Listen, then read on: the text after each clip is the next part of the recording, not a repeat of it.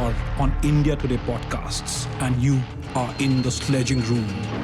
It was a joke in Mumbai at the Wankhede from Glenn Maxwell. It was a joke of an innings. Like, it was the most ridiculous thing I've ever seen on a cricket field. And by the way, just before people start pouncing on us for ridiculing Glenn Maxwell, no, we're not. This is, we're just actually astounded. I'm lost for words with what Glenn Maxwell did against Afghanistan. To lay things into context, as we always do in the sledging room, despite all the ranting and the banter, Glenn Maxwell took Australia from 92 for 7 to 293 for 7 to seal an improbable victory against Afghanistan, which for me has been the team of the tournament. Look, you would expect India to do well, right? India have just been monstrous. They have bashed everyone who's come their way, including Afghanistan, Australia. The two teams played one of the great ODI World Cup games on Tuesday evening, but India have just brushed and swatted everyone aside. So India are just monsters at the moment in this cricket World Cup. But talking of Afghanistan, they have been brutal. Between 15 and 19, they had just one World Cup game. And here, they've upset defending champions England, Sri Lanka and Pakistan. And they almost had Australia on the mat. Well, they had Australia on the mat for quite a while. First, that imposing total, 291. Who would have thought? They were probably in line to get a few more. Maybe I thought 310, 320 was on the card. But again, young Ibrahim Zadran was just, nearing that historic 100, the first for an Afghanistan batter in the ODI World Cup. And then that bowling performance, all of us knew that there would be some movement, there would be a lot of swing under lights at the Wankhede. And boy, did those guys wreak havoc. David Warner was tied up, got out. Manas Labuschagne, that silly run out, it was just crazy. He was complaining all through that innings. Yeah. He could see people moving in that behind the side screen in the Afghanistan dressing room. Ajay Jadeja did a little dance as well. I like that moment. I don't know whether it was very sportsmanlike, but it was quite cool to watch. But you have to give credit to Afghanistan. But can either of you, Diya or Akshay, just talk me through what really happened with Glenn Maxwell? How did he pull that off? Well, as a Stranger Things fan, and a cricket fan as well, there's a character, Mad Max. Yeah. In Stranger Things, well, that is something that Mad Max is something that I witnessed on the cricketing field as well on the 7th of November, because that was a freak of an innings, like absolute freakish of a knock that that comes once in a lifetime, and you just come out there. He was plumb as well at one point of time. No, he wasn't. I think it was umpire's call. They appealed for an LBW, what they did was, by the way, Omar Zai was on a hat trick. Yeah. Maxwell came, first ball. They appealed for a caught behind by the wicket keeper. He survived. And he survived that, but the ball also hit in line with the pads. And it would have been umpire's call on LBW. So had he given that, I mean, that was an excited appeal anyway. That was the hat-trick ball. The entire Afghanistan team wanted to go for it. Yeah. The captain eventually did. But those two dropped catches. One was a sharp chance. Yeah. The other one was a Was a miscommunication. dolly. It was that moment, that catch came down, that dolly. a dolly. Did Mujibur Rahman, fluff Afghanistan semi-final? As in, it's very difficult. As in, it's very not so cool to point out one particular episode exactly. in A that. young guy. But had he taken that, it would have changed. But apart from that, also Afghanistan lacked the experience, I thought, to contain that onslaught. As in, Maxwell was going, like we said, Mad Max. But I think Afghanistan had opportunities to control that knock. Had they been, like, say, this is only their third men's World Cup, 50-over World Cup. Yeah. Had they been a little more experienced, had they had, for instance, Rashid Khan, had he played more, if they had more experienced players, there are a bunch of young and experienced players. But I Rashid think they Khan missed would be disappointed with absolutely. his last spell of three. Even three the overs, captaincy, you can question that. Like, we were discussing before the podcast that Pat Cummins was allowed to take those singles. Yeah. Maxwell was allowed to take those singles to retain strike. Right. And once Maxwell had those, cramps, then he became unstoppable. It was just clear. He was just clear in his head. Even before the cramps, Akshay, when he crossed 50, Yeah. you knew that this is what he had to do. There was no other way to look at that game. You were 7 down, chasing 290 plus. You are up against a talented bowling lineup, determined to make a mark. Yes, like we discussed before the podcast, the captaincy was off. I think they got too carried away. And, at one point, one of the commentators also said that, look, they need to focus on the cricket. Yeah. And don't, they shouldn't get distracted by the sidelines. That gesture towards the Afghanistan dressing room, Ajay Jadeja dancing. I think a few of the Afghanistan players also got involved.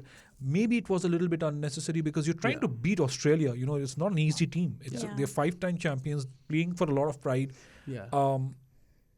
And Afghanistan were under pressure now because everyone was expecting them to reach the semis. Close it out. Now it's going to be difficult because they have to now look, if they have to beat South Africa, they have to beat them by a fair margin. The net run rate has, not done them any good. But yes, that was Afghanistan's game to win at that stage. You were 90 for 7. Right. And Australia were on the mat. And look, this is what we were talking about. You letting Pat Cummins get away with those easy singles. He was taking those singles of the last or the penultimate ball of every over at will for fun. And you letting Maxwell going so close to his body, or you drifting down his pads. And that is what you have to do. He didn't even have to move that front leg. It was literally stand and deliver. Literally stand and deliver. I mean, some of the shots that he played, those sixes, reverse cupping a few, hitting a few with that bat so close to his body, and just having fun out there. Nobody tried to bowl a little wide off the off stump. Yeah. Those slower bounces came much later, like you said, with Naveen-ul Haq, but that was already too late. Now nobody trying to bowl wide outside the off stump. Nobody trying to stifle the strike for Pat Cummins. Nobody trying to contain him, and even the field placement.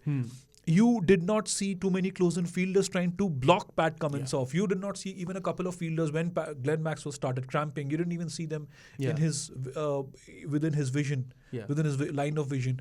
So it was experience, perhaps. They probably balked a little under pressure. But kudos to Afghanistan also for getting that game at that stage. Definitely. And Maxwell, like I said, we are struggling to find words, even almost 20 hours after what he did. Yeah. But is it a sledging room thing, Raj? As in, like, we always have found, interesting angles, new angles, charted, uncharted territories and all that. We are focusing so much about what Afghanistan did wrong. Yeah. That's what No, I was no, going to say. no, we're not doing that. We're not doing that. Are you not agreeing to the fact that, as in, to the claim that it's the greatest ODI innings ever? If Sachin Tendulkar has said that, who am I to disagree? But I will have to weigh in with my thoughts here. I thought from every innings that I've seen, obviously, a lot of great cricket has been played even before our time. Kapil Dev won 75, 17 for 5 against Zimbabwe. Good bowling lineup. Again, a lot was at stake for India, who were then obviously eventual world champions. You have that knock. You have Tendulkar's Desert Storm. Yeah. Right? Yeah. One of those hundreds, India lost that game to Australia, and then the other 100 helped them win. And that was a dangerous Australian team. Yeah. 1998. 2 years before that, they were in the World Cup finals. 1 year later, they would go on to win the World Cup, and in some convincing style. And that would start a reign of World Cup championships for Australia. Great knock. But do we go in with that thought that it is the greatest ODI innings of all time? That's what it's up for debate on the Sledging Room. So before I open it up, also for our viewers, please do pitch in with your comments. Everybody has been talking about it. Everybody has been, and it is a fantastic innings. Look, I am not a huge fan of comparisons between players and innings, but greatest ODI innings for me would still be that Coca-Cola Cup final, Sachin Tendulkar, India versus Australia, because he was a lone warrior, like Glenn Maxwell was, but that was Australia. Yeah, one of the greatest teams to have played this game. Yeah, Michael Kasprowicz was a terrific. Well, Shane Warne, the late Shane Warne, the great Shane Warne, he would later go on to say that he had nightmares. Shane Warne wouldn't say that of too many batters. That Tendulkar-Warne rivalry really took off from that era. If you look back at what happened in 98, Australia coming to India, Shane Warne at the peak of his career, Tendulkar at the peak of his career, two young gun cricketers who would have a lot of mutual respect, who would admire each other for the rest of their lives. It was just such a classic rivalry to watch. Two great servants of the game. For me, I think that Tendulkar phase, nobody can overtake that for me. Again, I wasn't born during that time when that Stop making us look so old. You don't have to come up every with week. Every week reminded. She has to tell us how old we are. Thank you because for doing that. was the kind of knock that was played that even I, admire, and again, that will still be at top for me. But I think what Maxwell did was similar to me to what Yuvraj Singh did for India in 2011 World Cup. An all-rounder for them, and the kind of innings that he played against West Indies. No, I get that. But from just one ODI context, I get what you're saying, that Yuvraj Singh was just unplayable with the ball. He was superb with the bat. But my point is, that was that era, right? Tendulkar, the greatest batsman of all time, Shane Warne, the greatest bowler of all time. Now you want to differentiate between spin and pace, I don't know. And that rivalry on the field, that respect and that friendship, right? Because they really understood what they were all about. Yeah. Right? The two of the greatest cricketers to ever play the game, full stop. Don't even segregate with batters and bowlers. Two of the greatest cricketers to ever play the game, two of the most impactful players of the game, right? They were going at each other. And that Australian bowling lineup, you also had Tom Moody there, you had Steve Waugh. They were pretty nifty bowlers. They were pretty dangerous kitty customers as well. For me, and that pressure. Yeah. Nobody else stood alongside Tendulkar. You had Nayan Mongia in a bit of a partnership. Lakshman, I think, chipped in with a few runs as well. But that was the era where if Tendulkar went, that's it. Game over for India. That was that era. Tendulkar gaya, to was hope khatam. Yeah, and I think also Rohit Sharma's 264, I think again it was against Sri Lanka, I agree. Yeah. But one of the best ODI, it's the highest ever score. Yeah, but again, Akshay, good points there. But again, Rohit Sharma, that was again an ODI without a lot of context, right? Yeah. And 264, ODIs largely have been a little bit of without context. But again, yes, 264, no matter what the opposition is, no matter what the ground is, in international cricket, one-day internationals, it's just beastly, right? It's otherworldly. Yeah. But the context from, had Glenn Maxwell scored 201 not out against Afghanistan on another flatbed, batting first, it would have been, people would have been like, wow. Yeah. But I don't think a lot of people would have compared that with the greatest ODI innings of all time. Let's get that into context. 92 for 7. And you need another 201 runs with 3 wickets in hand. Yeah. Maxwell, the lone, the last recognized batter. And he just pulls it off single-handedly. Yeah. As in, Raj, I think... would be... do you agree with the greatest ODI innings of all time? See, even I don't want to compare. Like, none of us have watched Kapil Dev's 175. If not this, then which one? No, as in, that is where I'm coming. None of us have watched Kapil Dev's 175. As in, each innings must have its own speciality. But I don't want to compare, but I had my backup. I'm coming there. But in terms of sheer willpower... In terms of sheer, the magnitude of the match in a World Cup match with so many people watching. As in, I want to make another point also. We were always bickering about, as in a lot of people were bickering about lack of crowds. But look at the World Cup, look at how it has shaped up. And in front of so many people, to pull that off, after, I think for 50% of his innings, if I'm not wrong, he batted on one leg. He did. He was cramping. So I would say that probably this is the greatest ODI knock I have ever seen. I'll tell you what. Tendulkar in Sharjah. I think you both don't want to agree because an Indian hasn't done anything like this. It's not just that. No, and maybe a lot of Indians have played great ODI knocks. And in this Indian team, you wouldn't have had somebody playing that knock because they would have just walloped 290 with 9 wickets to spare by the 36th, 37th over. Yeah. But for me, yes, like you said, that's what my point was as well, that, he was cramping in that heat, humid conditions, playing against a talented bowling lineup. And knowing that he's Maxwell. He's capable of throwing it away. But also knowing that had he gotten to an 80, 90 at that stage, had he been dismissed, people wouldn't have really, oh my goodness, what have you done? Or it's not that Australia would have been knocked out of the World Cup. They would have met Bangladesh next, and they are sure to beat Bangladesh anyway. Yeah. Anyway, Bangladesh is without Shakib Al-Hasan, the only player, one of the only 2 or 3 players who even stood up in that win against Sri Lanka. I think that clarity of thought process has come to Maxwell in the recent past. But that clarity was anyway pretty obvious, right? Yes, there was no other reason. Yes, there was no other way. Yeah. He had to go for it. Yeah. But for me, why I would still rate that Tendulkar, those twin Tendulkar hundreds above this double hundred is, again, with no disrespect to that, right? It's a sledging room. We definitely do bring up different angles. because of that sheer weight of the Australian bowling lineup and the weight of expectation on Sachin Tendulkar. Yes. Right? That was an era, by the way, where you didn't expect a lot from the rest of the batting lineup. It was Tendulkar. Yeah. It was Tendulkar all or nothing. If Tendulkar got out, you knew. And the opposition, all they had to do was, a lot of great cricketers in the past, they would have always, even now, in recent interviews, they would always tell you, you if you got Tendulkar, game, set and match for you. Yes. It was that simple.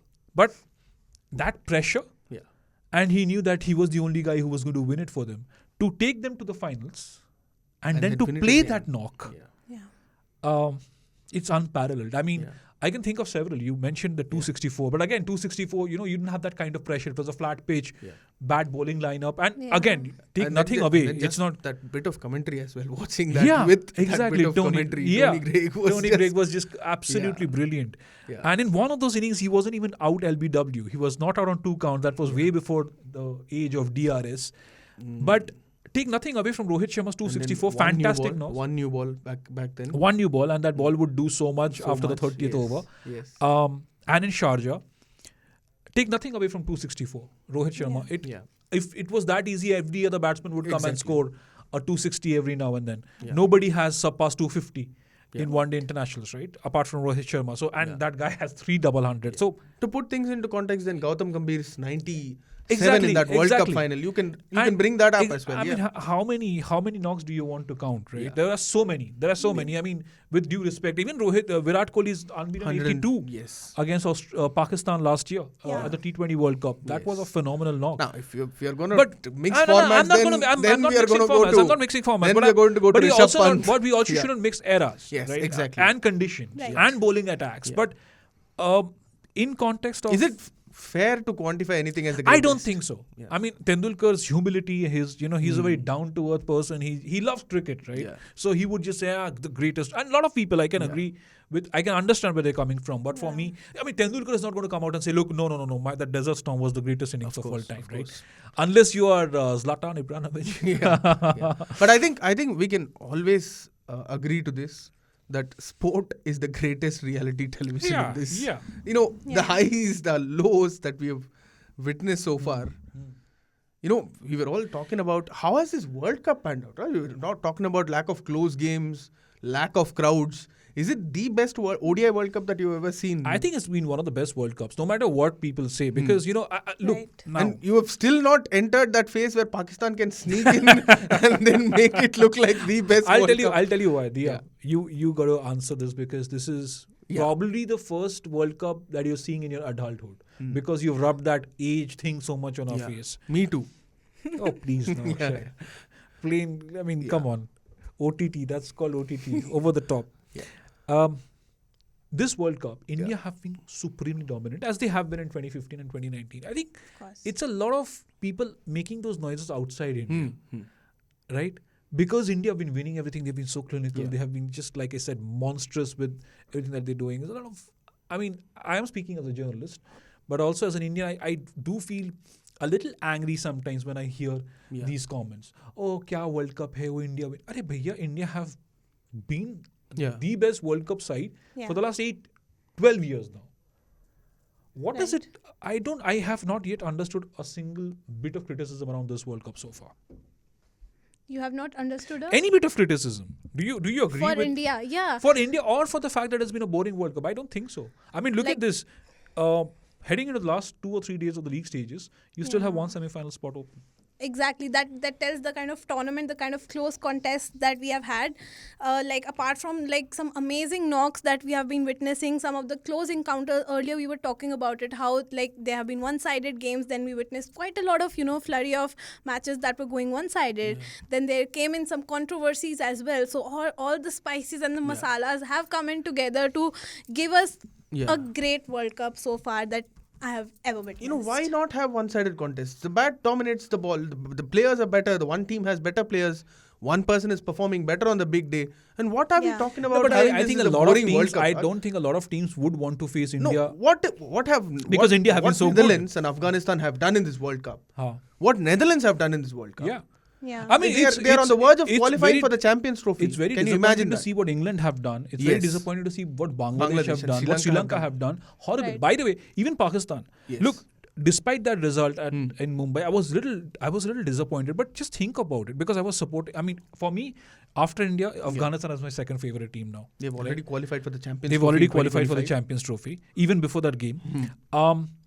So I would really want to see them. I would have wanted to see them in the semi-finals. It's very difficult now. It's it's really a theoretical prospect from here on for Afghanistan. But what a performance this has been. This is a campaign they should be utterly proud of. And in 2027, you don't really know. You'll see a much better Afghanistan team, because a lot of these cricketers, imagine including Rashid Khan, he'd be still part of this team. Of course, and you always learn from these matches. You always right? learn from these matches. Rashid Khan will also probably learn from this campaign. Yes. He hasn't been as good as he can be. Yeah. He's a legend already in world cricket, right? Then you have the Zadrans and the Ikhlaq Sheikhs and the Naveen ul Haqs, Mujibs and the Noor Ahmeds, who will keep on learning. Nabi, maybe he will not be around in the playing 11 for the next World Cup, but who knows? He will probably be a mentor or a coach or whatever. Who knows? But England will be disappointed. Which England team turned up? You are so proud and arrogant about your, oh my goodness, look at our shorter formats. You've been ridiculously rubbish. And Ben Stokes said, we've been crap. And everybody seemed to agree with that. Joe Root said, I would much rather be part of this England team and rather than the Australian team. Look at where the Australian team is now. 9 semi-final qualifications for Australia, 8 each for New Zealand and India. I'm actually happy that the conversation in the England camp has moved from the death of the ODI cricket to we are crap. Yeah, at least they they're acknowledge admitting that. it. Yeah, exactly. Yeah. And it's just that India have been superbly good. By the way, now this will be fun, because South Africa would have learned their lessons from their India game. Yeah. Another South Africa-Australia classic. Yes. Remember 1999? Again, I know you'll say that was before your time, but Yeah. things, Another cricket also run out, happened close run out in before the your end. generation. Yeah. So that was a crazy, crazy game. I don't know if you ever saw the highlights or if you've heard about it. It's often referred to as one of the greatest World Cup games of all time. That close run out and Alan Donald, Lars Klusner were at the crease, and it was just heartbreak. It was absolute heartbreak, even for neutral supporters like us, because we were supporting South Africa. We never liked the Australian team. Even in the 2015, they were broken by New Zealand. That was 6 in the final delivery. exactly. It was Grant Elliott who broke hearts. Speaking of Alan Donald, Raj, as in we were all speaking about the good things of the World Cup. I still think. But before you go to Alan Donald, 4 teams still in this fray for the last semi-final berth. We'll quickly go to Alan Donald and Shakib and Angela Matthews. Yes. But before we get there, India, South Africa, Australia have qualified for the semi-finals, right? This is literally the business end of the tournament, of the World Cup. 4 teams can secure that last position. Afghanistan, New Zealand, Pakistan. Yes, 3. 3, I'm sorry, Yes, not three, even three. 4. Yeah. 3. So the equations are getting simpler. Afghanistan will have to beat South Africa by a huge margin. If New Zealand beats Sri Lanka, If in New Zealand Bengaluru beats Sri on Lanka, Thursday, they're all but secure. they're all of the but place. through. Then Pakistan will have to Wallop England. by 130 runs or whatever margin England, Sri Lanka in Kolkata. lose to New Zealand by. Right? But there's a possibility of that, right? Because the way Pakistan played their last match, Fakhar Zaman, I think before Glenn Maxwell pulled that rabbit out of the hat, it was Fakhar Zaman, one of I the agree. best. It was a good innings. No, It was a good while innings, but chasing. and it's also a good point. But the other point is Pakistan have been on a losing streak. They won a game against Bangladesh, and people say they returned to winning ways. What would have happened, Akshay, had there been no rain that night? Pakistan have chased 400 plus and 50 overs. Had there been no rain, it was a look. On that, I'm like just we were saying. going into the hindsight and all Yeah. that now. But I still think that Fakhar Zaman in that Yeah. move I could don't have think pulled so. it off. I don't could think have so. pulled I it don't off. Those think- I think- 21 overs, Pakistan was anyways the better team. But We again, can't they were forget 400. batting. That They were was batting for 400, not 25. But they were 291, batting yes. for 25 overs because they Yeah. knew there was rain around the corner, and Babar Azam was doing Yes. Babar Azam. Yes. And Pakistan would have done Pakistan things had it been a 50. You know, over game. outside I'm this 100% sledging sure. room, Rajarshi Gupta complimented Babar Azam for holding one end. No, of I it. did. Yes, I'm yes. even on the sledging room. Yeah. I'm complimenting Babar Azam Yeah. for holding that end up, because a lot of people said, "Oh, he's playing." Yeah. I mean, he's not the most aggressive cricketer. Sometimes Definitely. you do think that he does play within his shell, within his own Yeah. bubble. Doesn't think of the larger picture. I agree with that. But I think that evening, Yes. it was a smart innings, because Babar Azam knew that had Pakistan lost another wicket or so, Yeah, the they equation would would have- that Yeah. equation would. That is how the DLS system works. And the DLS calculator works, and the more wickets you lose, the higher your target gets at the par. at par. So I thought Babar Azam's innings was well calculated, but that's what I'm saying, that they were only looking to get to the 20-25 over stage, right? But had it been a 50 over game, I'm sure Pakistan would have fluffed it up. I'm sure Babar Azam would have fluffed it up. I'm sure Fakhar Zaman would have been under more pressure. And he would have known that, okay, look, then comes the most unreliable batting lineup in the world. You don't know which Mohammad Rizwan will turn up. Luckiest team in these They're major tournaments. incredibly right? lucky right now. Look at what happened in the T20 World Cup. They did not deserve to go past the group stages. And even now. there is prediction of rain in Bangalore on Thursday. Exactly. In But New I Zealand, think Sri Lanka hopefully game. things are clearing up. Things But are clearing look, up, yes. in all fairness, Pakistan, out of the three teams, are the least deserving. Yes. After that, New Zealand. I think the most deserving team from the three would be Afghanistan. Rightly said. Yes. Pakistan do not deserve to get through. They do not. I mean, look at the teams now that they have to beat. Bangladesh, they defeated them. New Zealand, I still tell you, it was a fluke. It was Sri a good Lanka, innings by Fakhar Zaman. God chase. And that, forget that. Yeah. And now you're looking at England. I mean, come on. You've got to feel for Afghanistan. I'm sorry, but you have to. But moving, And as you were like mentioning about holding on to one end, it reminded me of one thing that we haven't talked about on Sledging Room right now. Paddy Cummins. Yeah, we did talk about him, but I know Virat where Kohli. Virat Kohli. And all this controversy that has been surrounding the 49th record. Who created that controversy? Tell me that. They have been the fans, basically. People like Akshay as well, you know. Okay. Now calling come on. against if You I'm did not wrong, mention- Bangladesh. No. Against Bangladesh, What was it? I'll again? still say that it was a selfish knock. No. It was, Why? as in you He could did not had want to- India been in that net run rate situation now. That's not right. Yeah. Look, but Now, this is, I remember this is what you brought up in the sledging. But- But I also but told the you, knock against- told you, even in that knock against Bangladesh, that if India continue to win games, they don't have to worry about the net run rate. Yeah. And look, even the great Sachin Tendulkar, everybody kept talking about his 100th, and he said that after that 100 in Mirpur, he said nobody talked about my 9900s. Everybody was focused on number 100. Yeah.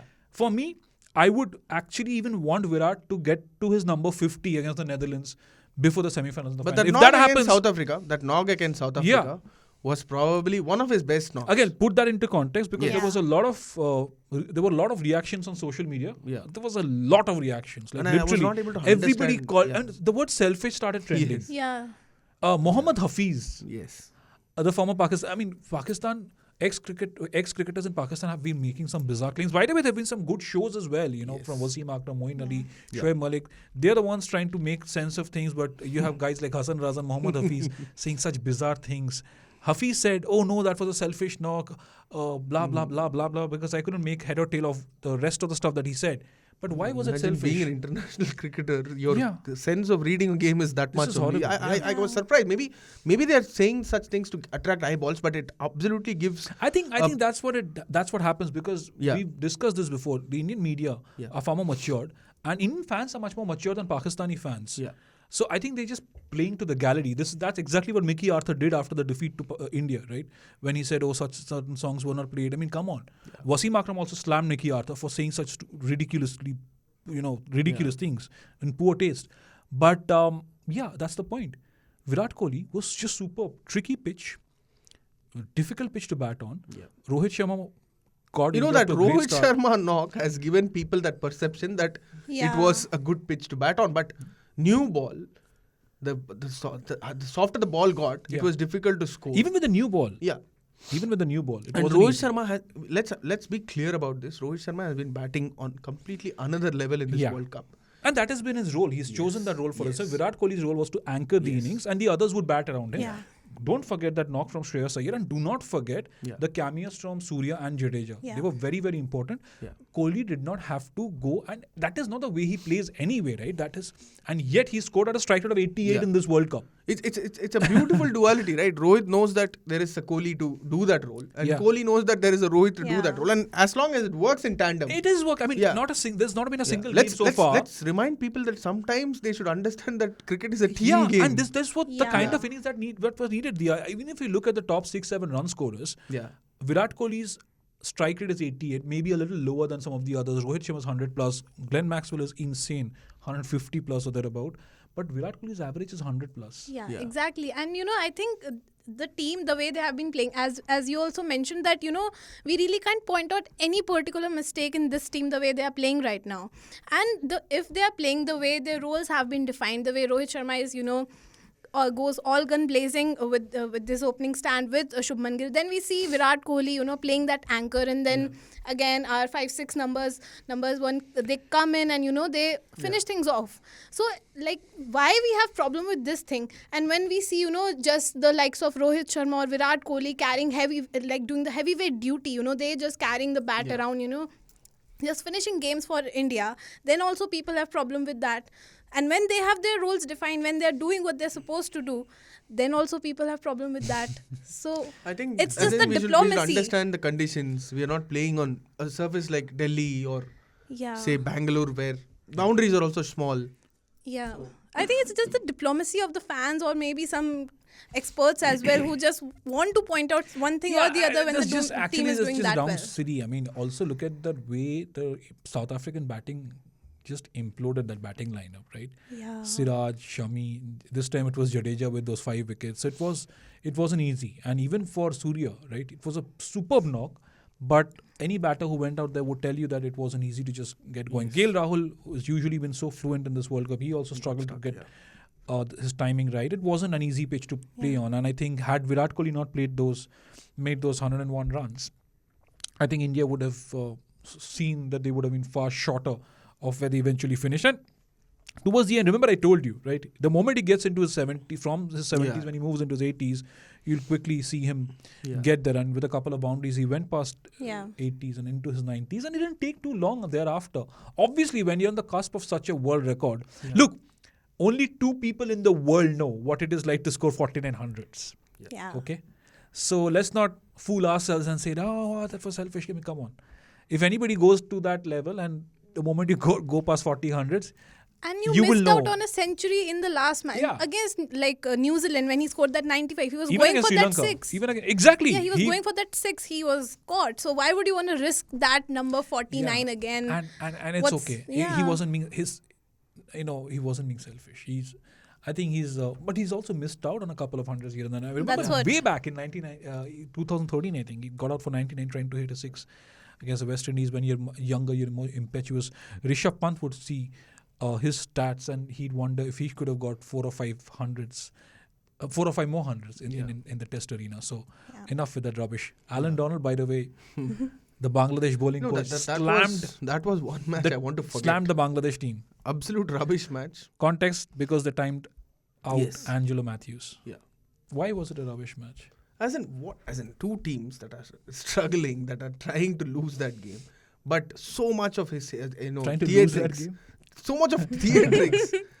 Like so much when of they theatrics. Can't be in limelight for the for the amazing innings, for the cricket that they're playing. They are being in limelight for just silly things. I kind of expected better from Angelo Matthews at the end. The way he lashed out at the press conference. Evidence of tweets, sharing evidence.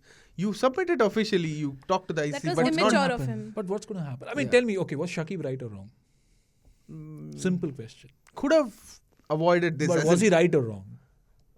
If you have to ask me, I will factor towards the wrong. I'll slide. You're saying is wrong. Was he right or wrong? For me, yes, of course, he was just following the rule, the law that has been created by the MCC. So why would anybody be wrong in following a particular rule? And why does this chatter around spirit of the game comes in? Then I do think that players. What is spirit of cricket? Why should there be spirit of cricket every time a batsman is ruled out within the laws of the game? See, when it comes to running out a batter at the non-strikers and come on, now you're comparing peaches to apples. It's just that is fine. Very different. That is absolutely fine. A batter was taking undue advantage. Yes, right.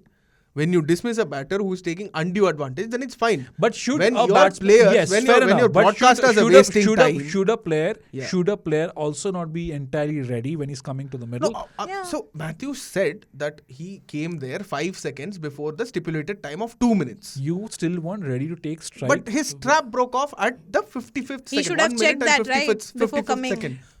He's saying that strap broke off in the middle of whatever. Should we then say that Phil Hughes should have worn a stronger helmet? No. That's not where we should go, right? That's different. No, let's not get in Phil Hughes because that was a different issue. Safety, right? This is safety. But what Angelo Matthews should have done was check with the captain, check Yeah. with Shakib, check with the Bangladesh captain, and check with the umpires. Yeah.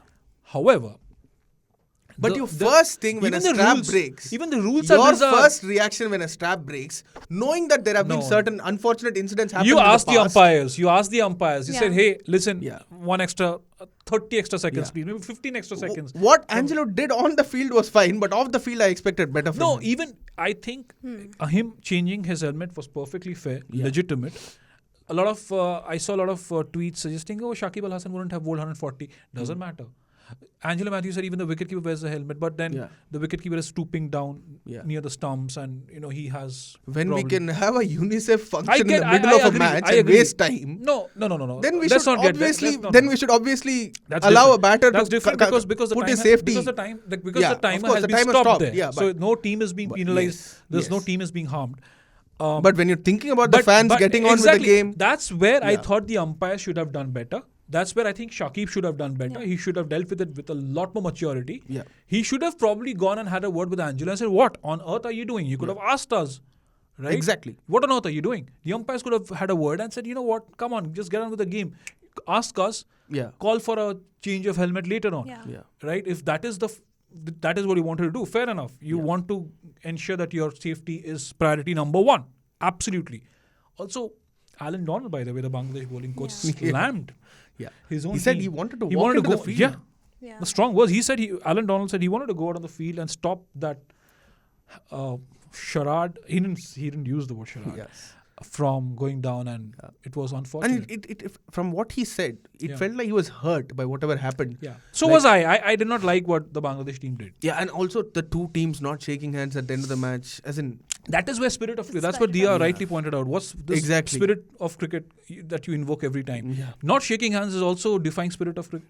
Yeah. Angela Matthews, senior statesman, senior cricketer, going Yeah. out to Liton Das to taunt him when he was down with an injury Yeah. break. Yeah. That was also against the spirit of cricket. That's what. Angela Matthews pointing at his watch after discussing Shakib Al Hasan saying it's time to go. That's also against the spirit of cricket. So please don't stop with the Yes. spirit of cricket yeah. nonsense already, right? My What point Shakib is- did, my what point Shakib did is- was wrong, but I think what that barrage of criticism and abuse he's received is also wrong. Is also wrong. It was the way Shakib decided to play the game, which a lot of us, including me, think wasn't right. And Wasn't eventually he let his bat do the talking, right? He played a man of the match Exactly. innings. That's what eventually matters. There can be side chatters, all the sledging and whatever, Yeah. all the controversies. Eventually it's the result that matters, and he delivered that right up. A lot of us didn't didn't like Ricky Ponting so much during our growing up days because of the way he conducted himself, the way he was aggressive, win at all costs matter. Yeah. So if you were okay with Shakib hitting a winning knock after doing what he did, then you should have No, but again, been that happy wasn't with cheating. what Ricky What Ponting. Shakib Al Hasan did Yeah, of wasn't course, cheating, of right? course, So of course. I'm No one not is calling I'm it not cheating. suggesting any No other. one is calling it Yeah. cheating, but you had the option to withdraw that appeal. He did. Again, he chose not to. But he was within the rules of the game. He chose not to. Of course. You can't, maybe you don't agree with him. But some of the barrage of abusers and criticism, I think what Angela Matthews also did thereafter was a little too over the top. Yeah. If that helped you rally as a team and thrash Bangladesh, that would have been different. But Angela Matthews kept on going, kept on. And I think Sri Lanka And were distracted by that. They were distracted. Yes, yes. And quietly, Shakib Al Hasan got into that partnership with Shanto. Yeah. Shakib won the man of the match Yeah. award, 2 wickets, 81. And eventually, he had the last laugh. Now, you could say whatever you like. I mean, both teams are out of the World Cup. But that was a grudge match if there was ever any. But you rightly in put the it out, World as in Cup. you won't say that it's right or wrong, but the amount of criticism that he faced Yeah, after the that, abuse. yes, I mean, yes. it's just... But I think that's what global sports is all about, right? There will be opinions. But I don't think Shakib Al Hasan really cared much about it. Exactly. And he's out of the World Cup. World anyway Cup, with out of an the World injury. That's Cup, yes. unfortunate. Top class cricketer, top quality cricketer. Yeah. But this is what happens in sports, right? Captains are remembered for certain things, Yeah. certain legacies. Dhoni, at the Oval Test match, if I'm not mistaken, back in Called back. 2013, 14? Or was it 2011? 2011 called when back he Ian called Bell. Ian Bell back Yeah. despite that run out, and Yeah. the entire ground was booing the Indian captain. And immediately after the lunch break or tea break, Dhoni gestured and asked Ian Bell to come in, and suddenly the boos turned to applause, and Dhoni became Dhoni. There have been certain instances where Indian bowlers tried to run the non-striker out. I think Tendulkar intervened at one stage. It was probably against Sri Lanka. But Angelo Matthews, ironically, was the captain of Sri Lanka when Sachitra Senanayake ran Josh Butler out, and Jayawardene had a ready explanation. Like you said, like I agree with, and Diaz also pointed out in one of our earlier shows, so non-striker run-outs are different from what happened. The other factor for Sri Lanka was if a batsman had to be timed out. By the way, this was the first time a cricketer had been timed out in the international game. Yeah. Had he been timed out before walking into the field, the captain could have chosen who to time out. Maybe they would have said, you know what, Dilshan Madhushankar is our timed out batter. Angelo Matthews could have still come out to bat. But Angelo Matthews, poor guy, was also at the crease. Yeah. And then he just turns towards his dressing room and starts walking to get his helmet changed. All he had to do was, Shakib, mate, I need to change my helmet. Look at the umpires. Hello, can I do that? And probably he would have been fine. Yeah, had he faced the ball and done this. Had he faced the ball, we have been seeing these delays quite often in cricket matches. Yeah. So it all, timing. As in, there are good things, there are bad things. As in, that's the. It's what it is, and it's about your perception also. If you're on that side, okay. I think a year down the line, people are going to forget about it. Yeah. And there will be. Yeah. It will be spoken of in hushed tones and had that happened, but it's not that it would have made any impact to the World Cup. But I think there should be this healthy criticism all the time, like you said. The abuses that a player has to just take. Toxic. Just at the moment you are in the heat of the moment, you take decisions in your personal as well. But and in a sport when there is so much at stake, you but can will tend to Shakib make be a bigger hero in Bangladesh now? Won the match for them, but knocked out of the World Cup. Yeah.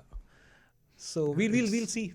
But I'm afraid we are out of time now because we've just had so much to talk about. Timed out, Virat Kohli timed out, timed out under under controversial circumstances. But we are of course going to come back to you with a lot more spice and a lot more cricket masala in a couple of days' time, because we are also going to look at who could be the fourth semi-finalist. Who will line up against India? Will it be New Zealand? Will it be Afghanistan? Or will it be India versus Pakistan in the semi-final? We will get to know very soon. Yes. But for all that we know, India, South Africa and Australia are in the semi-finals. 3 teams are battling for that final spot.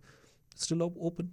It's an open spot to be taken. But we'll come back to you on Friday, like I said, to look into India's final game against the Netherlands. Virat Kohli's number 50, frankly, is what we are now looking at. And the Netherlands are playing England. Ben Stokes is closing in on 100. Finally 100 in their penultimate World Cup match. Yeah. And so we'll see you. Have a great week. Have a great couple of days. And Virat Kohli number 50 loading for us. Thank you so much. And do rate us on Spotify, Apple Podcasts, Google Podcasts, wherever you're consuming the Sledging Room on. And of course, do not forget to leave your comments on the YouTube channel. You've seen our freshest, latest accomplice on the Sledging Room alongside Saurabh and Akshay. We will get back to you on Friday. Thank you. You are on India Today Podcasts and you are in the Sledging Room.